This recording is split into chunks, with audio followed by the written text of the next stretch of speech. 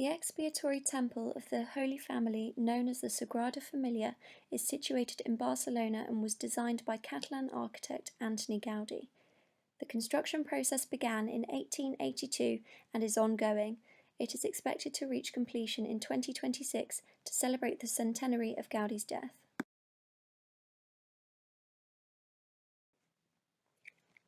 The Sagrada Familia is an incredibly unique construction project which is more than 135 years in the making. Since the death of its architect Antoni Gaudí in 1926, a large team of architects, engineers and model makers have made a collaborative effort to deliver the project as per his original design. The lengthy construction process has seen significant advancements in construction technologies, the contribution of which have been essential in accelerating the construction programme. The new technologies being used will enable the remaining 40% of the building to be constructed in just 10 years. The Sagrada Familia is considered to be one of the largest testing grounds for construction methods in the world. Encouraged by Gaudí, traditional construction techniques have been used where possible. Elsewhere, future architects have been afforded the opportunity to apply innovations of their own time to the building.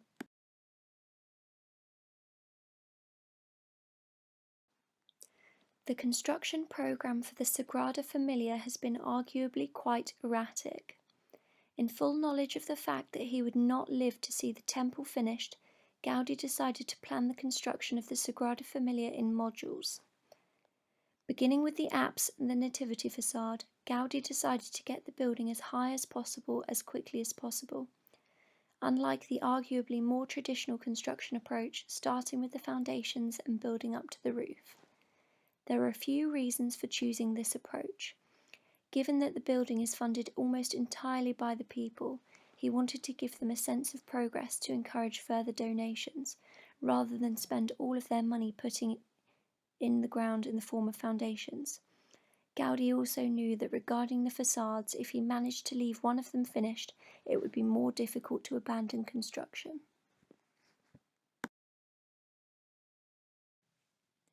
Few records of the Sagrada Familia foundation system remain, since most of the original plans were lost to revolutionaries during the Spanish Civil War. The early construction of the crypt, which had begun under the previous architect Del Villar, had been built in a neo-Gothic style. Henceforth, it can be assumed that masonry foundations, typical of a Gothic cathedral, would have been used for the earlier elements of building construction. However, the main nave and the glory facade are built upon approximately 18-metre deep pile foundations, topped by robust concrete pile caps. As can be seen from the geotechnical longitudinal section, beneath the Sagrada Familia lies some filled ground. The concrete piles, reinforced with steel, serve to transfer the significant load of the building onto the deeper strata, which has a better load-bearing capability. As is often the case working on older buildings, there was some controversy regarding modern alterations to the structural elements. Architect Jordi Bonet believes that the building should be allowed its unique structural status, and that the foundation system should continue to be built as it has been. European Union construction regulations, however, determined a deep foundation system to be necessary. Gaudí engineered the Sagrada Familia with such precision. Taking inspiration from natural forms, he designed the building using a very particular set of geometries. The nave, for example, was based on the assembly of three geometries: hyperbolic paraboloid, helicoid, and hyperboloid. The hyperbolic paraboloid is a surface found much in nature. For example, the form that the webs between the fingers and the toes assume in tension. It is formed by a surface of lines being pulled straight between non-coplanar borders.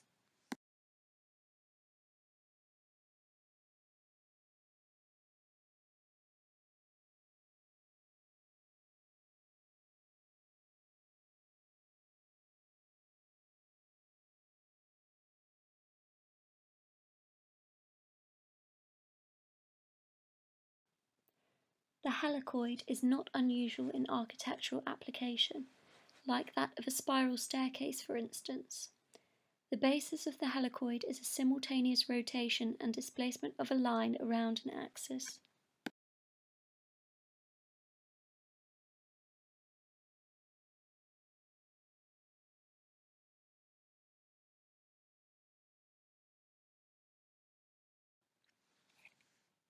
The ruled surface which makes the most impact in Gaudi's final design for the nave is the hyperboloid of one revolution of one sheet.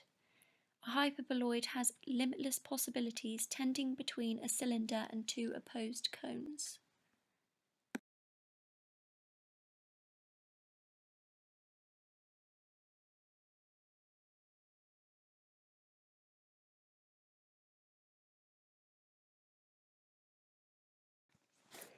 Given that Gaudi was working with such complex forms, he resolved many elements of the design tridimensionally by producing 3D plaster models, a fact, along with his consistent use of geometry, which has proven to be critical to the progression of the building's construction. In 1936, during the Spanish Civil War, revolutionaries destroyed Gaudi's studio, setting it on fire and smashing his models to pieces. Despite most of the plans having been destroyed, the model pieces were collected, and from them, architectural technicians were able to use the geometries Gaudi had been so consistent in designing with to extrapolate the missing parts of the models, a process which has been critical in enabling designers to continue with constructing the building as Gaudi intended. The language of the geometry has even enabled the finalization of design elements previously left incomplete by Gaudi. Gaudi took inspiration from nature in his desire to overcome the defects he saw in Gothic structural systems. Gaudi believed flying buttresses were as a result of a failure to identify correctly and deal with the problem of lateral loads. He assumed that by analysing the static resolution of the loads they could be designed out.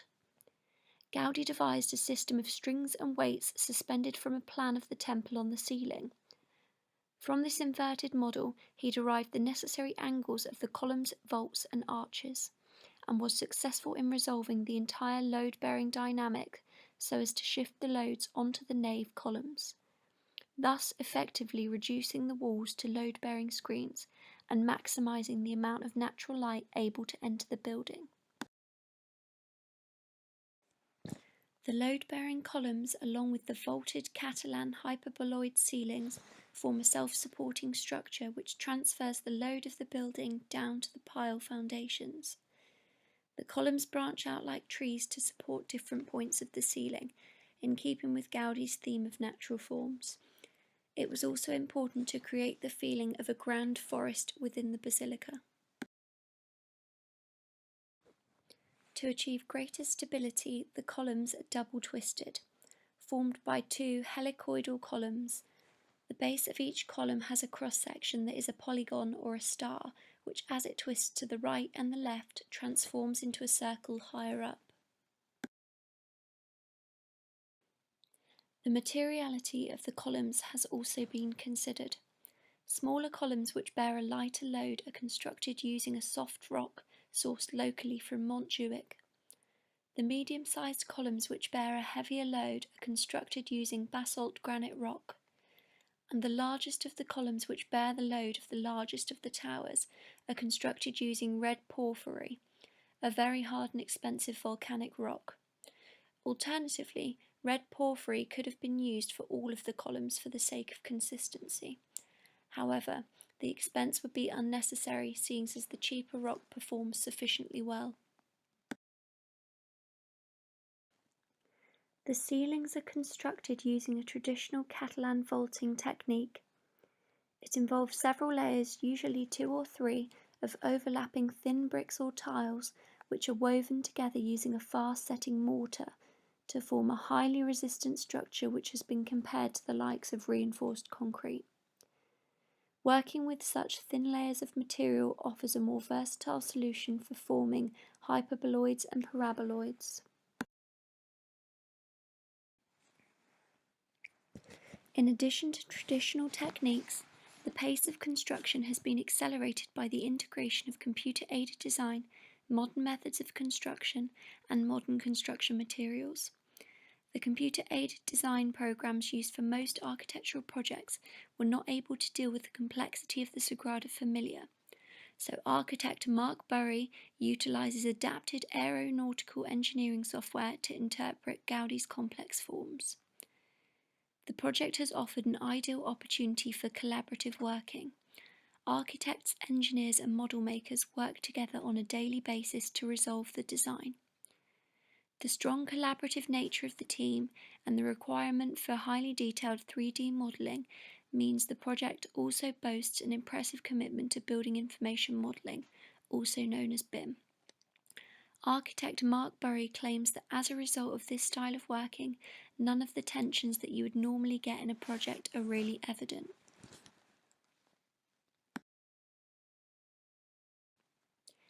The degree to which Gaudi's geometries have contributed to the buildability of the design is often overlooked.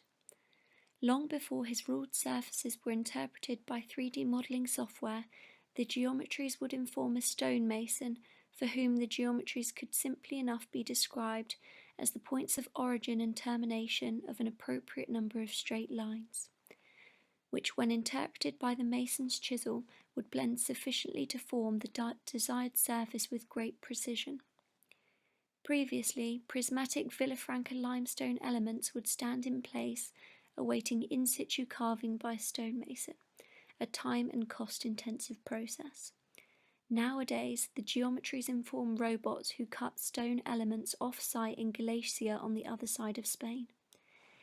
In addition to real stone elements, precast artificial stone for the interior is also delivered and assembled on-site.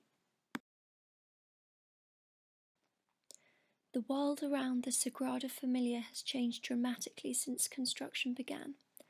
It's curious even to think that there would have been no cars. Development in ancillary equipment has increased productivity on site significantly. Where people would have had mechanical pulleys to haul materials up the building, we now have enormous tower cranes, which are capable of lifting a greater weight and operating more quickly.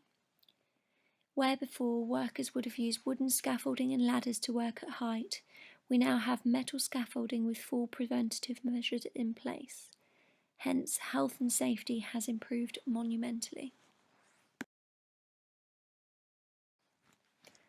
Although it was clear that Gaudi himself had been using reinforced concrete on the pinnacles of the Nativity facade, it is not a construction material that tends to be associated with buildings of such maturity. Gaudi instructed that reinforced concrete be used on the construction of the naves. However, it has been necessary to increase the strength of the concrete to meet new regulations. An increase in strength was the preferred decision, as making alterations to the sizes of the columns and walls would stray too far from the original design. Concrete can be very strong when compressed, but can be very weak against tensile stress. To compensate for this weakness, steel is put into the concrete. This steel reinforcement allows the concrete to resist tensile and bending stresses.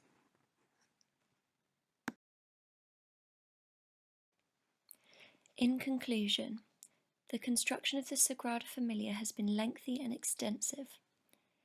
It has seen the contribution of construction techniques spanning across several decades, and has also seen their evolution into more efficient modern construction methods.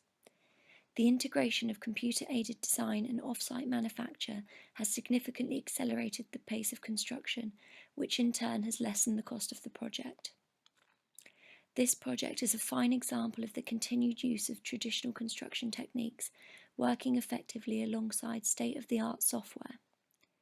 All of which being said, without the technologies available to us now, Gaudi had already resolved a significant proportion of the design and buildability problems. Delivering a system which is engineered with such precision that elements do not even require the standard 10mm tolerance in order to fit together seamlessly. While the construction has obviously gained benefit in form of time from increased efficiency, the project arguably could have been delivered to an equally high quality without their contribution. Regarding the design and construction team, there is something to be learned from the success of collaborative working on this project.